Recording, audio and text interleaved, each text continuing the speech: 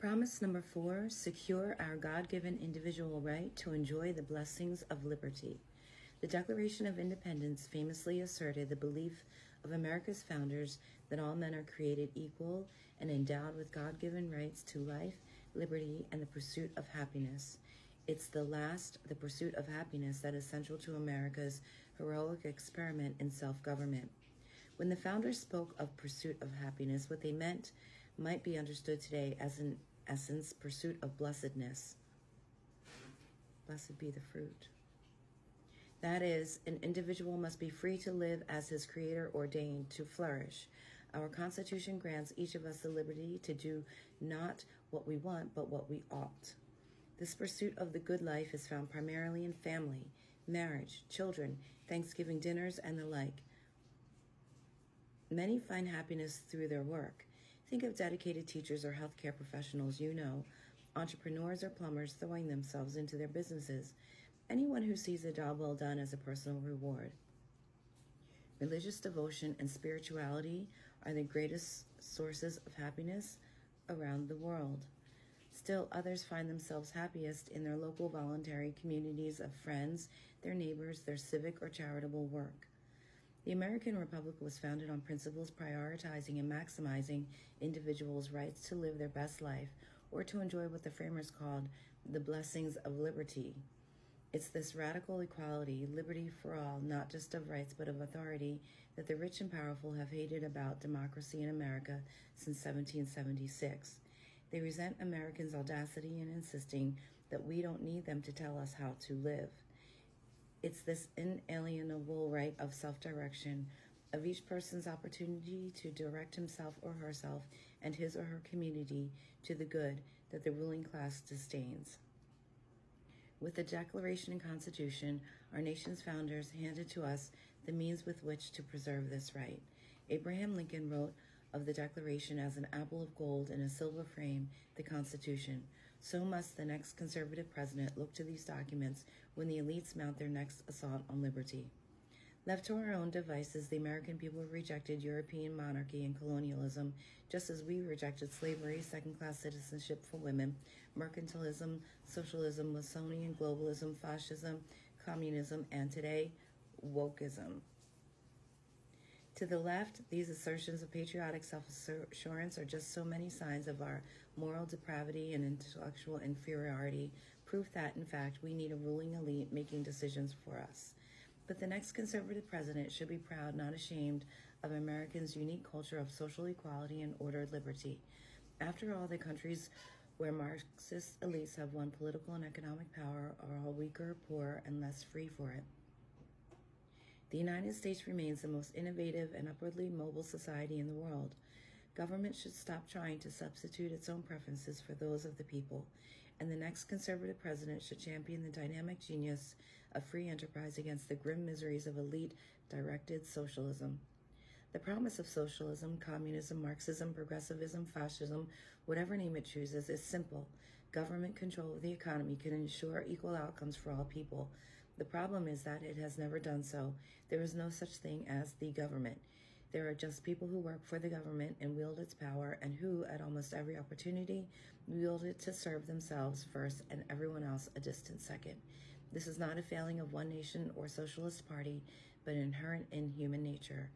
Nighttime satellite images of the Korean Peninsula famously show the free market south lit up, with homes, businesses, and cities electrified from coast to coast. By contrast, communist North Korea is almost completely dark, except for the small dot of the capital city, Pyongyang, where a psychotic dictator and his cronies live. The same phenomenon is on display in the infuriating fact that 4 of the 6 richest counties in the United States are suburbs of Washington, D.C., a city infamous for its lack of native productive industries. We see the same corruption expressed on an individual level whenever billionaire climate activists who want to outlaw carbon-fueled transportation fly to A-list conferences on their private jets, or when COVID-19 shut down politicians like former House Speaker Nancy Pelosi and California Governor Gavin Newsom were caught at the hair salon or dining at fancy restaurants after moralizing about how everyone must stay home and forego such luxuries during the pandemic. For socialists who are almost always well-to-do, socialism is not a means of equalizing outcomes, but a means of accumulating power. They never get around to helping anyone else. The Soviet Empire was a social and economic failure. North Korea, despite the opulence of its tyrants, is one of the poorest nations in the world. Cuba is so corrupt that its people regularly risk their lives to escape to Florida on rafts. Venezuela was once the richest nation in South America. Today, a decade after a Marxist dictator took over, 94% of Venezuelans live in poverty. Even Socialist Senator Bernie Sanders' home state of Vermont was forced to repeal the state's single-payer health care system just 3 years after creating it. In every case, socialist elites promised that if they only could direct the economy, everything would be better. Very quickly, everything got worse.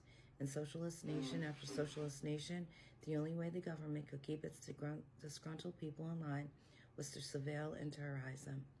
By contrast, in countries with a high degree of economic freedom, elites are not in charge because everyone is in charge. People work, build, invest, save, and create according to their own interests and in service to the common good of their fellow citizens.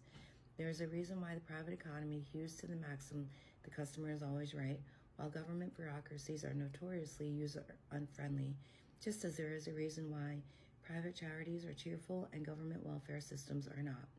It's not because grocery store clerks and PTA moms are good and federal bureaucrats are bad.